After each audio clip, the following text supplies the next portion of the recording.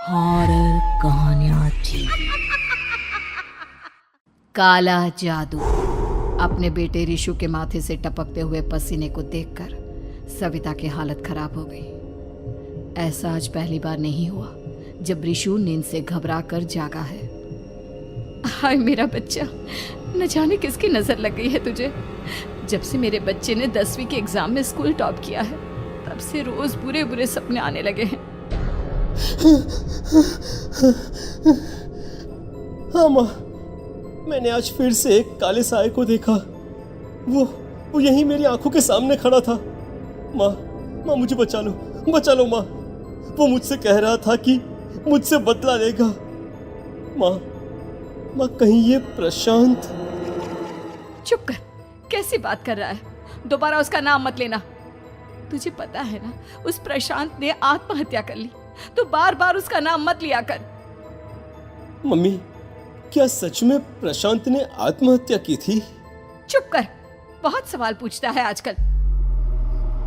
और फिर रात के वक्त सविता के पूरे घर में एक अजीब सा काला धुआं छाने लगा।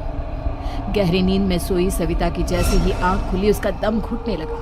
वो दौड़कर रिशु के रूम की तरफ गई जहां उसके दरवाजे पर घूमती एक काली परछाई देख वो बुरी तरह से घबरा गई। कौन है वहाँ? कौन है? सामने आओ। ये मैं हूँ, तुम्हारी काली करतूत। और अब मैं तुम्हारे बेटे को ले जाने आया हूँ।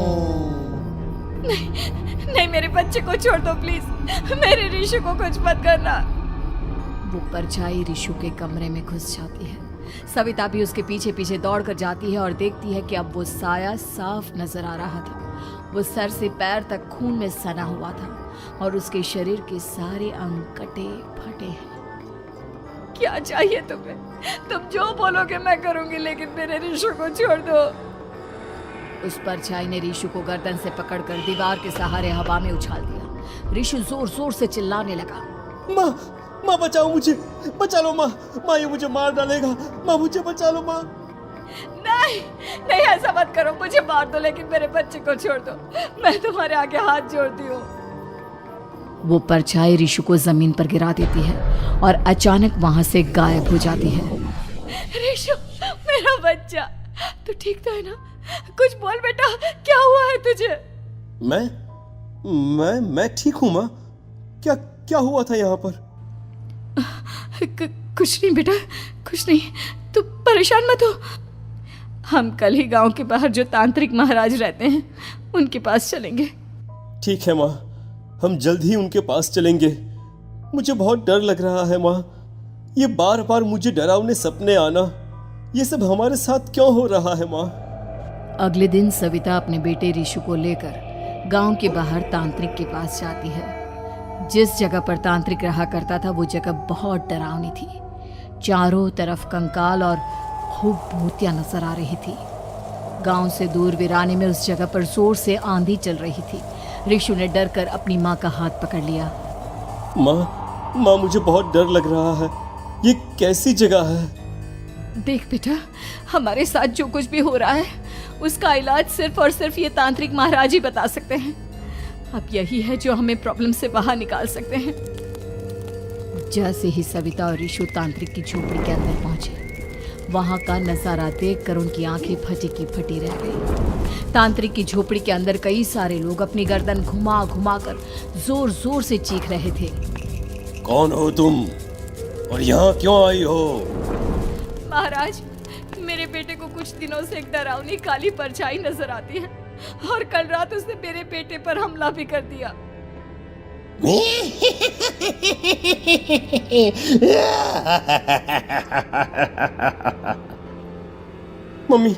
मम्मी हमें यहाँ से चलना चाहिए।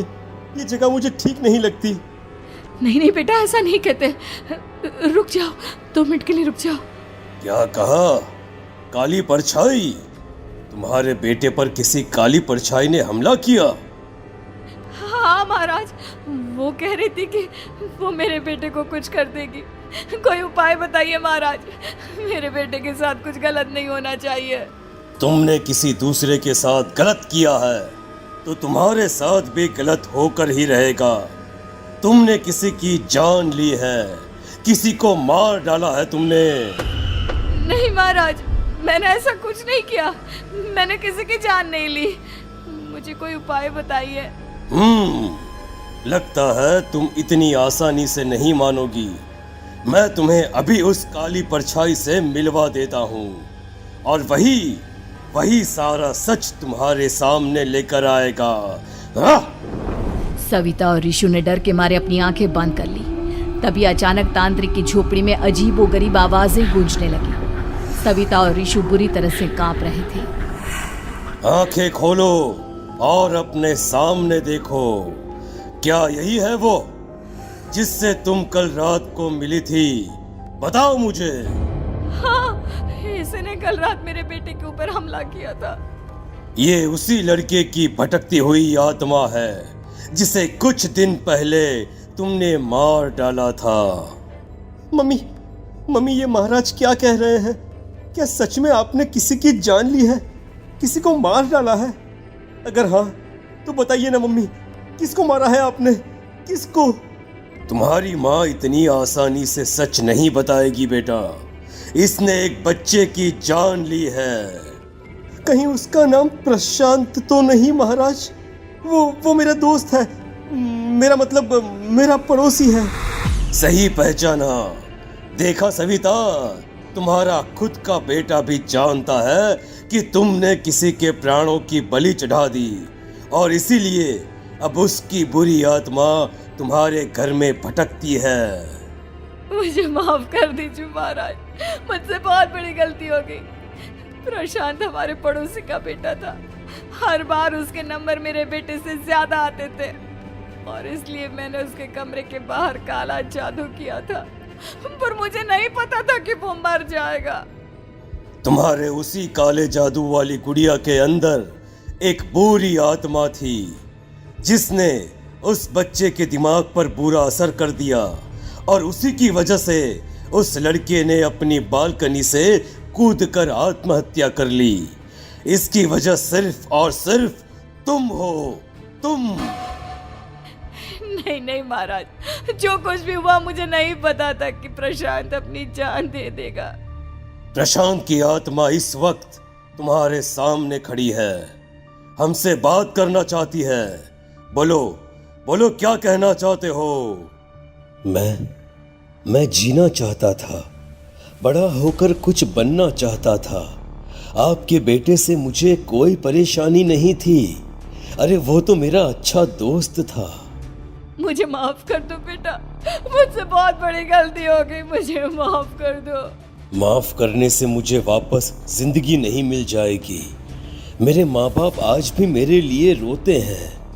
आपने मेरे साथ बहुत गलत किया है, बहुत गलत। और तभी अचानक प्रशांत की आत्मा वहां से गायब हो जाती है। सविता जोर जोर से रोने लगती है। सुन लिया तुमने? ये तुम्हारे अपने ही किए हुए पाप हैं जो इस तरह से तुम्हारे सामने आ रहे हैं। माँ, ये आपने अच्छा नहीं किया। सिर्फ 10th बोर्ड के एग्जाम में मैं टॉप कर पाऊँ इसलिए आपने मेरे दोस्त के ऊपर काला जादू कर दिया। नहीं मम्मी नहीं, अब हम कभी खुश नहीं रह पाएंगे, कभी नहीं। मेरे दोस्त की आत्मा को कभी शांति नहीं मिलेगी मम्मी, कभी नहीं। लेकिन मैंने जो कुछ भी किया सिर्फ तुम्हारे लिए किया। वो लड़का हमेशा फर्स्ट पोजीशन पर आ जाता था और इस वजह से हमेशा तुम्हारे मार्क्स कम पड़ते थे। मैंने तो सिर्फ उस पर एक छोटा सा काला जादू किया था बेटा। मुझे क्या पता था कि उसका ये नतीजा निकलेगा।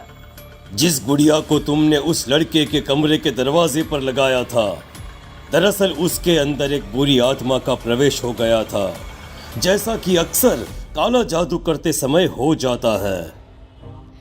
मुझे अपनी गलती का एहसास हो गया है, मैं प्रायश्चित करना चाहती हूँ। आप बताइए मैं क्या करूँ? प्रशांत के घर जाकर उस काली गुड़िया को वहां से निकालकर यहाँ लेकर आओ। मैं उसे आग में जलाकर राख कर दूंगा और उसके बाद प्रशांत की आत्मा को हमेशा के लिए मुक्ति मिल जाएगी। अगली रात सविता चुपचाप अपने पड़ोसी प्रशांत के घर जाती है। प्रशांत के माँ बाप प्रशांत की मौत के बाद उस घर को छोड़कर हमेशा के लिए वहां से चले गए थे। जैसे ही सविता उस घर के अंदर कदम रखती है, उसका सामना अजीबोगरीब हैवानियत से भरी आवाज़ों से होने लगता है। ऐसा लग रहा था जैसे कोई बुरी तरह से चीख रहा हो। सविता जैसे ही प्रशांत के कमरे के बाहर पहुंचती है, वहां पर लटकी हुई गुड़िया के शरीर से खून टपकने लगता है। ये क्या हो रहा है? इस गुड़िया के शरीर से खून क्यों टपक रहा है? सविता हिम्मत करते हुए उस गुड़िया को वहां से उतारने की कोशिश करती है, लेकिन तभी अचानक से बहुत भयानक दिखने वाली औरत उसकी आंखों के सामने आकर खड़ी हो जाती है। मैं यहाँ से कहीं नहीं जाऊंगी, और अगर तूने मुझे यहाँ से हटाने की कोशिश की तो मार डालूंगी मैं तुझे। नहीं नहीं, मुझे तुम्हें यहाँ से ले जाना ही होगा, नहीं तो मेरा बेटा, उसकी जान को खतरा है। मैं तुम्हें नहीं छोड़ सकती। अगर तुम्हारे अंदर हिम्मत है तो मुझे इस घर से बाहर ले जाकर दिखाओ। और ऐसा कहकर वो औरत सविता के ऊपर हमला कर देती है और उसे हवा में उछाल उछाल कर जमीन पर पटकती है। लेकिन तभी अचानक मौका देखकर सविता अपने हाथ में ली हुई सुई उसके हाथ में चुभो देती है। हाथ में सुई लगते ही वो औरत जमीन पर तड़पने लगती है। ये क्या किया तूने? ये क्या कर दिया? तुझे ऐसा नहीं करना चाहिए था। तांत्रिक ने मुझे कहा था कि तुझसे जीतने का सिर्फ यही एक तरीका है जिससे मैं अपने पापों का प्रायश्चित कर सकती हूँ और अपने बेटे की जान बचा सकती हूँ। और उसके बाद वो डरावनी दिखने वाली औरत एक छोटी सी जादुई गुड़िया में तब्दील हो गई और सविता ने उसे ले जाकर तांत्रिक को दे दिया। तांत्रिक ने जादुई गुड़िया को आग के हवाले कर दिया।